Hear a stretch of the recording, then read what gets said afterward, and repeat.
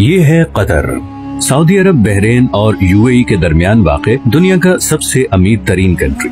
इतना अमीर कि इसकी पर कैपिटा इनकम है $1,28,000, जो कि अमेरिका, सिंगापुर और इवन पड़ोसी अरब ममालिक जैसे कि यूएई और सऊदी अरेबिया वगैरह से भी कहीं ज्यादा है। बड़ी बड़ी बिल्डिंग्स, शॉपिंग मॉल्स, महंगी गाड़ियाँ।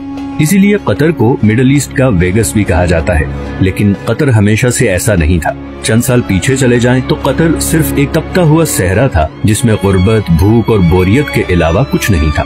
तो फिर ये इतनी बड़ी ट्रांसफॉर्मेशन कैसे हुई? जो देश सारे अरब कंट्रीज में से सबसे गरीब था, आज दुनिया का अमीर तरीन देश कैसे बन गया? इसके पीछे एक बहुत ही इंटरेस्टिंग कहानी है और ये कहानी बाकी सारे अरब कंट्रीज की कहानी से मुख्तलिफ है। इस वीडियो के एंड तक आप ये भी समझ चुके होंगे कि क्यों सऊदी अरब और यूएई कतर को पसंद नहीं करते और कैसे कतर आने वाले वक्त में भी अपने पड़ोसी अरब देशों के मुकाबले में ज्यादा खुशहाल और महफूज होगा।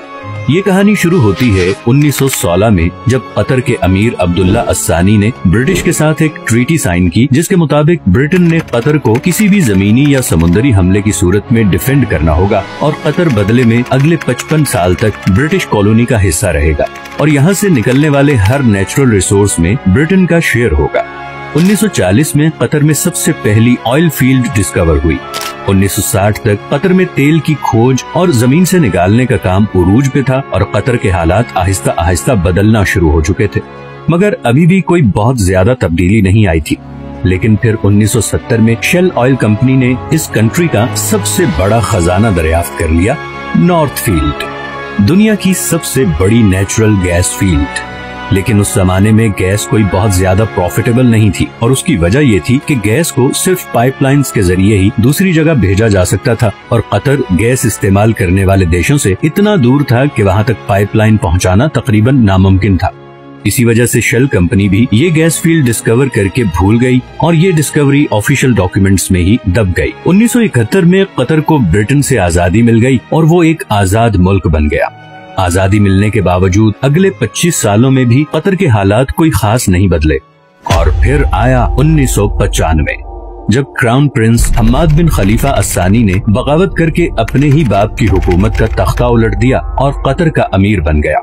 नए अमीर का एक ही फोकस था और वो था गैस।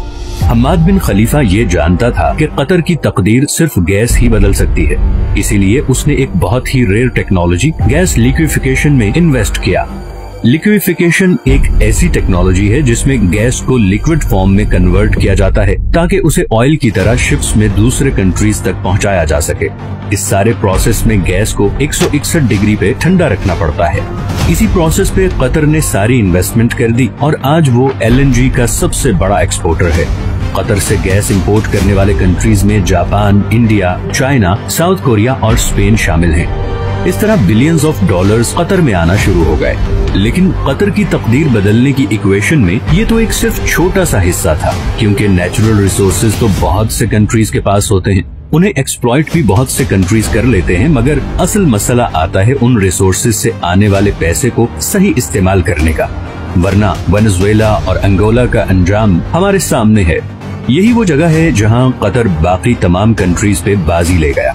कतर ने 2005 में कतर इन्वेस्टमेंट अथॉरिटी के नाम से एक कंपनी बनाई जिसका मकसद था तेल और गैस से आने वाले पैसे को पूरी दुनिया में इन्वेस्ट करना।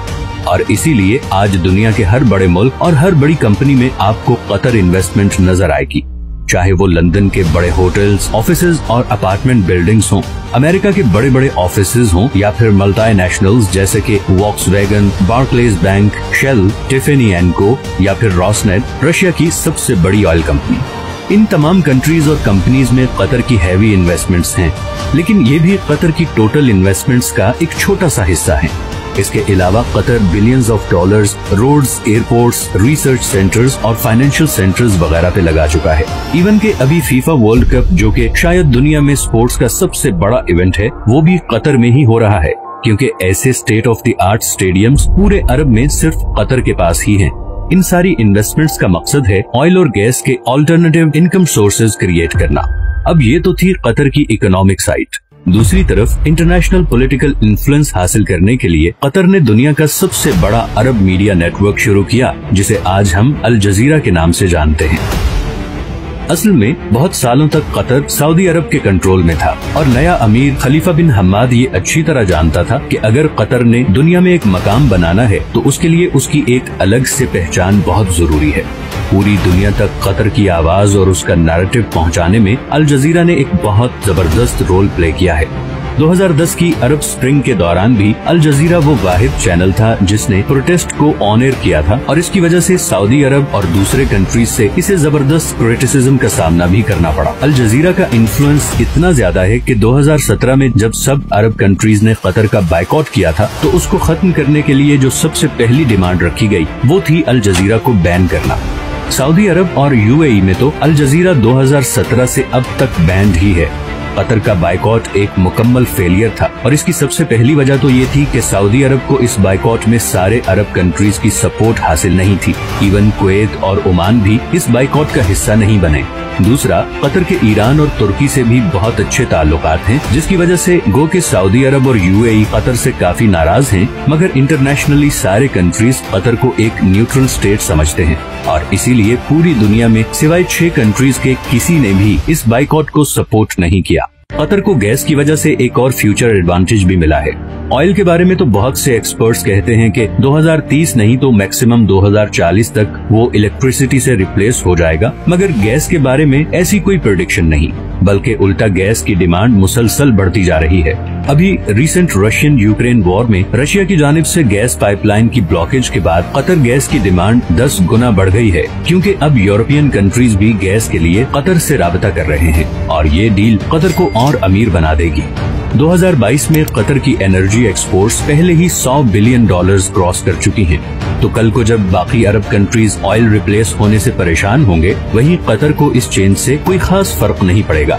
अब कतर में सब कुछ अच्छा भी नहीं है और रिसेंटली वहाँ पे लेबर क्लास की कंडीशन को लेकर काफी सवाल भी उठाए गए हैं, लेकिन स्टिल कतर बाकी अरब देशों के मुकाबले में काफी ओपन स्टेट है, जहाँ मीडिया की आजादी है, इकोनॉमिक कंडीशंस बेहतर हैं और फ्यूचर प्लानिंग भी होती है। आखिर में हम आते हैं उस खित्ते की तरफ जो कि शायद नेचुरल रिसोर्सेज से मालामाल है, मगर पॉलिटिकल डिफरेंसेस, करप्शन और रिलीजियस एक्सट्रीमिज्म की वजह से इस वक्त गुर्बत, भूख और बदअमनी का शिकार है। कतर की आबादी का 60% साउथ एशियंस हैं। इंडियंस, पाकिस्तानी, बांग्लादेशी और नेपाली कतरी पॉपुलेशन का सबसे बड़ा ग्रुप हैं।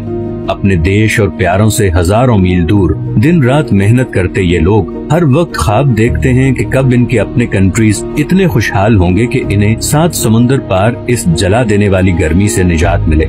हर वक्त सोशल मीडिया पे लड़ने वाले ये लोग बाहर के कंट्रीज में बिल्कुल मिलजुल के रहते हैं, दुख बांटते हैं और एक दूसरे की मदद करते हैं, लेकिन जैसे ही वापस अपने कंट्रीज में आते हैं तो वही पुराने पॉलिटिकल एजेंडे से मुतासिर होकर एक दूसरे को बुरा कहने और समझने लगते हैं। न जाने ये हालात कब बदलेंगे, कब इस सब कॉन्टिनेंट के लोग ये फैसला करेंगे कि ये पॉलिटिशियंस की डर्टी पॉलिटिक्स का हिस्सा नहीं बनेंगे, इस ब्रेन वॉशिंग से बाहर निकलेंगे, दूसरों को भी इंसान समझेंगे और फाइनली ये फैसला करेंगे कि अब हमें अपने कंट्री को उस मुकाम तक लेके जाना है जहाँ पे आज नॉर्वे और कतर है। मैं उम्मीद करता हूँ कि आप लोग इस चैनल की वीडियोस को पसंद कर रहे हैं। अगर अभी तक आपने नॉर्वे पे वीडियो नहीं देखी तो वो भी जरूर देखें। ये हैं वो तमाम सोर्सेज जिनसे मैंने इस वीडियो के लिए कंसल्ट किया है। अगर आपको ये वीडियो भी पसंद आई है तो इसे लाइक और चैनल को सब्सक्राइब जरूर कर दें, क्योंकि मैंने अभी बहुत से इंटरेस्टिंग टॉपिक्स पे वीडियोस बनानी है, तो आपकी सपोर्ट बहुत जरूरी है। मिलते हैं नेक्स्ट वीडियो में, अपना ख्याल रखिएगा। अल्लाह हाफिज।